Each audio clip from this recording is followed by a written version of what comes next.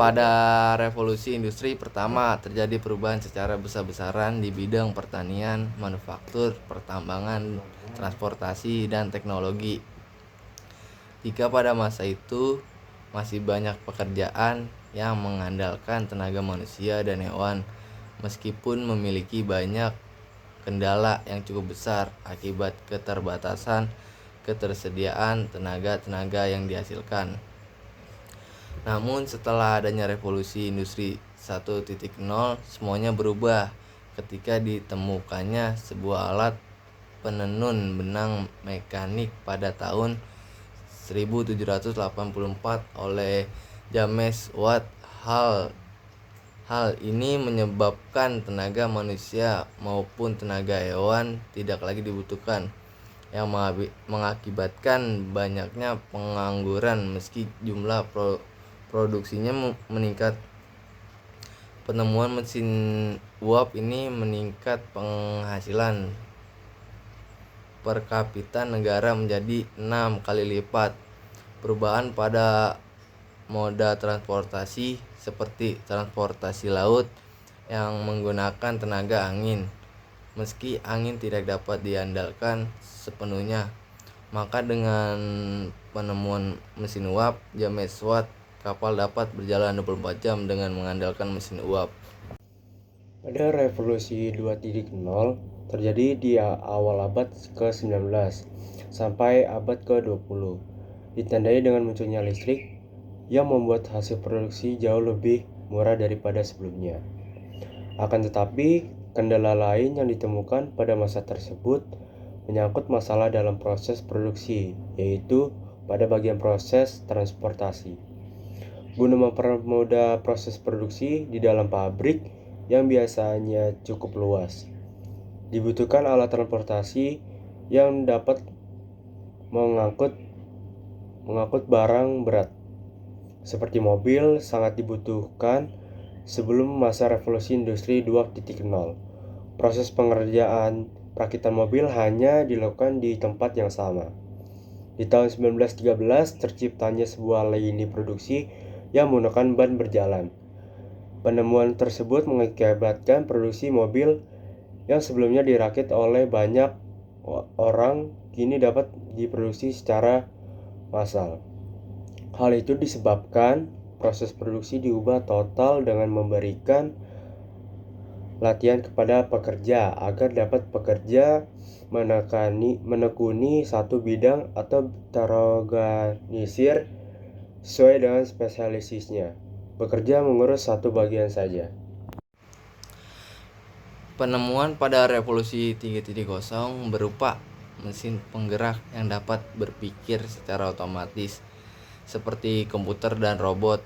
Pada masa revolusi ini terciptanya teknologi komputer menjadi pertanda cikal bakal kemudahan pekerjaan. Jika revolusi sebelumnya masih dikendalikan oleh manusia, maka pada revolusi industri 3.0 sudah menggunakan sistem otomasi yang dikontrol oleh komputer. Di samping itu, sistem komunikasi juga telah berubah menjadi teknologi digital sehingga penyebaran akses informasi semakin cepat. Hal inilah yang membuat revolusi 3.0 memiliki sebutan, yaitu revolusi digital. Berbagai penemuan seperti semikonduktor, bisul, transistor, dan integrated chip membuat ukuran komputer semakin kecil, kebutuhan konsumsi dan listrik semakin sedikit. Selanjutnya, revolusi 4.0. Hal yang pertama kali dirasakan dalam revolusi 4.0 ini yaitu adalah internet. Semua komputer terhubung ke dalam jaringan raksasa. Visi komputer semakin kecil dan berubah menjadi segenggam tangan manusia. Kemampuan software semakin meningkat sehingga dapat merevolusi setiap proses mulai dari produksi hingga distribusinya. Perubahan pada industri 4.0 ini telah mengembangkan teknologi berkelanjutan seperti internet, komputerisasi, microchip, Internet of Things, deep learning, artificial intelligence, machine learning. Pengembangan pada artificial intelligence ini sama dengan teknologi-teknologi baru lainnya yang membawa pengaruh yang cukup banyak bagi kehidupan di dunia. Banyak aktivitas seperti pekerjaan dan gaya hidup manusia yang berubah menjadi lebih praktis. Contohnya, seperti aplikasi Gojek Online, tarik tunai lewat ponsel, dan belanja lewat marketplace. Gojek Online selain menjadi transportasi, pengembangan software dibuat berbagai macam fitur untuk tarik tunai, memesan makanan hingga menjadi kurir antar barang, dan sama halnya juga dengan marketplace. Frederick Winslow Taylor dari tahun 1856 sampai tahun 1915, Taylor dikenal sebagai bapak manajemen ilmiah. Ia mengembangkan prinsip-prinsip manajemen ilmiah yang menekankan pentingnya metode ilmiah dalam manajemen tenaga kerja. Taylor memperkenalkan konsep analisis waktu dan gerakan untuk meningkatkan efisiensi produksi.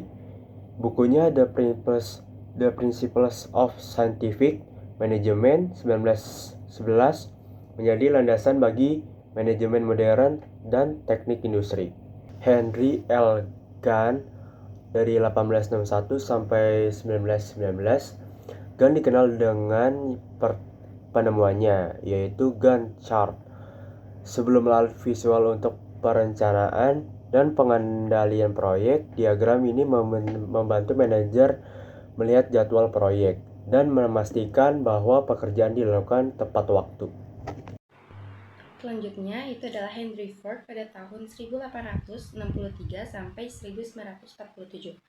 Ford adalah pionir dalam produksi massal dan pengembangan jalur perakitan. Dengan menggunakan prinsip produk massal, ia berhasil mengurangi waktu produksi dan biaya mobil, terutama Model T, yang menjadi produk mobil terjangkau bagi masyarakat luas.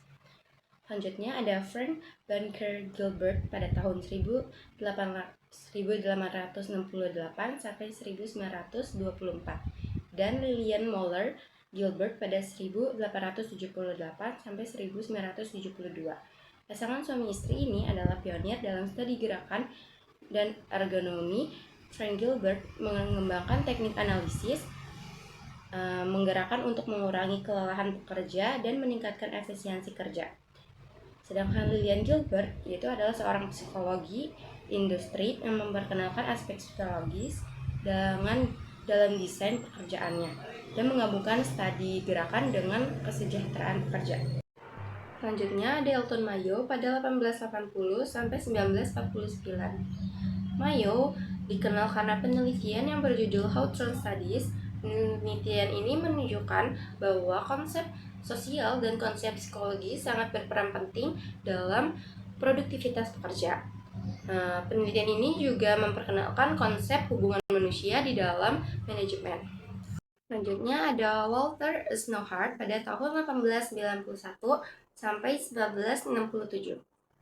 Walter adalah salah satu tokoh pengendalian kualitas modern yang mengembangkan konsep kontrol statistik dan diagram kontrol yang digunakan untuk memantau proses produksi.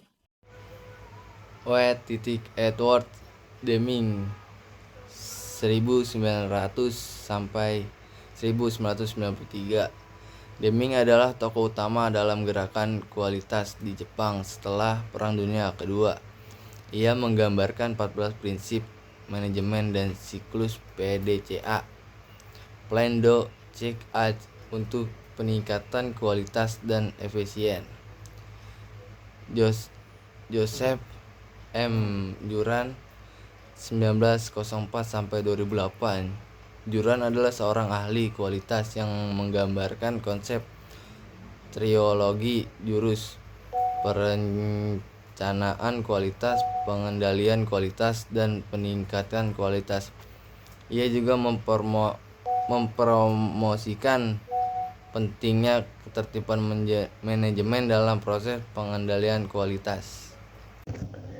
Shigeru Shingo dari 1909 sampai 1990. Shingo adalah seorang insinyur yang bekerja sama dengan Taicho Ohno dalam mengembangkan sistem produksi Toyota. Ia dikenal karena mengembangkan konsep Poka-yoke, pencegahan kesalahan, dan SMED, Single Minute Exchange of Die, yang bertujuan untuk mengurangi kesalahan dan meningkatkan fleksibilitas produksi.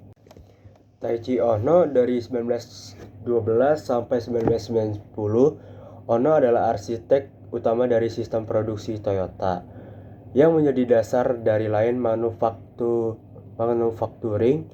Ia mengembangkan konsep-konsep seperti just in time atau JIT dan Kaizen, perbaikan berkelanjutan, yang bertujuan menghilangkan pemborosan dalam proses produksi.